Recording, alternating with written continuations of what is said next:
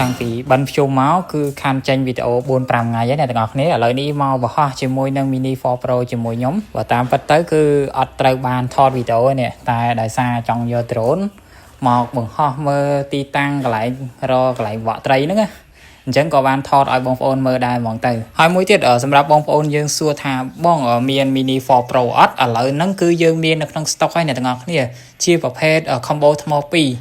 គឺជាប្រភេទថ្មផ្លើសទាំងពីរទៀតណាអ្នកទាំងអស់គ្នាគឺថ្មផ្លើសហ្នឹងវាហោះបានយូរល្អមែនតើហើយបើសម្រាប់តម្លៃវិញគឺធូរមែនតើអ្នកទាំងអស់គ្នា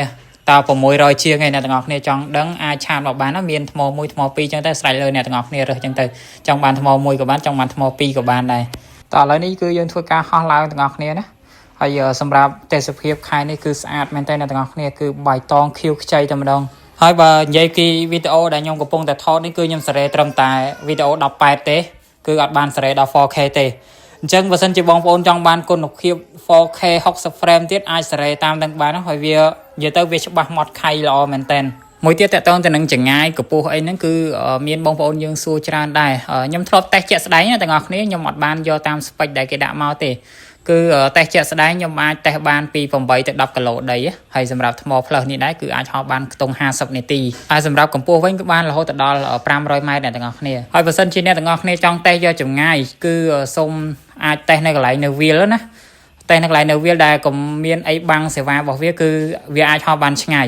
បើសិនជាយើងនៅក្នុងផ្ទះឬអីគឺវាកាត់បន្ថយសេវាទៅតាមហ្នឹងហើយព្រោះអីមានអីបាំងសេវាវាអញ្ចឹងណាអ្នកទាំងអស់គ្នាហើយបងប្អូនឃើញខ្ញុំហោះចុះឡើងវល់ចុះវល់ឡើងវល់ចុះវល់ឡើងហ្នឹងមិនបាច់ឆ្ងល់ទេបងប្អូនពងដើររកកន្លែងបក់ត្រីហើយយើងដូចជានៅសល់តែមួយខែអីទៀតទេវាចាប់ដើមបុនទៀតហើយអ្នកទាំងអស់គ្នាបុនកឋិនបុនអុំទូកអីចឹងទៀតណាអញ្ចឹងសម្រាប់បងដែលខាងថតកម្មវិធីអាចទំនាក់ទំនងមកឥឡូវនេះមកព្រោះអីអាវ៉ាន់នេះវានៅក្នុង stock តែមួយគ្រាប់ហើយឈុតដែលមានស្រាប់ហ្នឹងគឺត្រូវជាមួយនឹងថតកម្មវិធីតែម្ដងអ្នកទាំងអស់គ្នាព្រោះអីវាឈុតថ្មផ្លើសហើយតែលេខអេក្រង់ទៀតអញ្ចឹងណាហើយបើសម្រាប់តម្លៃវិញខ្ញុំហ៊ាននិយាយថាតម្លៃល្អហើយក្រោមទីផ្សារទៀតហើយបើសិនជាបងដែល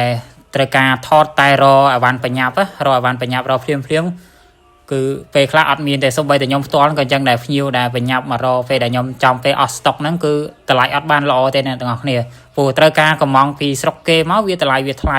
តែបើសិនជានេះអាវ៉ាន់នេះដូចខ្ញុំកាត់បានពីម្ចាស់ដើមអញ្ចឹងម្ចាស់ដើមគាត់ទិញថ្មីអញ្ចឹងកាត់បានធូរខ្ញុំលក់តម្លៃធូរទៅវិញអញ្ចឹងធ្វើឲ្យវាបានតម្លៃល្អហើយណាមួយ